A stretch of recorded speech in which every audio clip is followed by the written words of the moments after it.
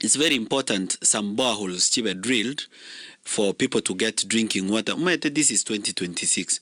Bantu mbandi bono kwenda roche na bibuyu. Na noche usibu nebwate bitiro ebitindi umuntu agwetweka na ndoche bono squeeze ndagera bantu bakalire kale banyara kubugoli amacha mango motungi is not now. Boni gebenta bantu at least banyore pipe to water into their homes. Abantu bate urenda bune kenyoro ntuntu abadreletie ball to ababekerete tangi bwatera nanga abantu emechi etano moetichi pipe amacha aite. For example, so there's a problem here drinking water. That's a very huge problem. Number 3, there's a problem of poverty and unemployment. Yani okwenda to town centers and market centers kwanyora a very huge population of young people patabwa chigasi baraido nanda gauma teno guns bakurwera guns yabamonya kokonde mungambare barwane tyanto keumbu mbare barwane. This is where these people come from.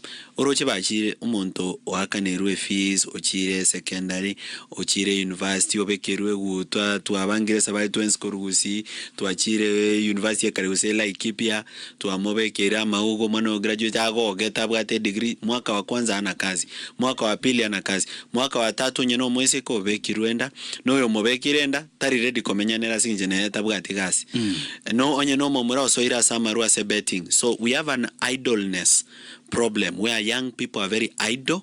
Bago shinda se pool, bago shinda se betting and crime. Okay. Bono, we have to get those young people off the street because yamagendra yons bitogo kwana will be useless if young people are not taken care of anyole chigazi. Bono, my biggest disappointment here problem na roleborabu kazi zinauzwa. Okay. Okonyorega si no ene asobisi yomo jumbe aira mabaga maybe 15 ama bagali are on sale. Okwanyora bono for example bune amaruba TSC Teacher Service Commission agocha ngagoseswa so gale koni at 300,000 ngali rubonye goteto mwana ali ku TSC reta 1300. Kama kweli niko na 1300 si afadhali nimfungulie biashara.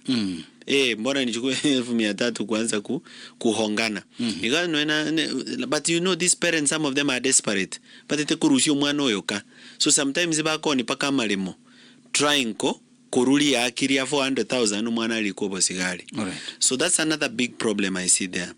The last and final problem I see is obolemi watatuwale faida gochia somolemi. Okay.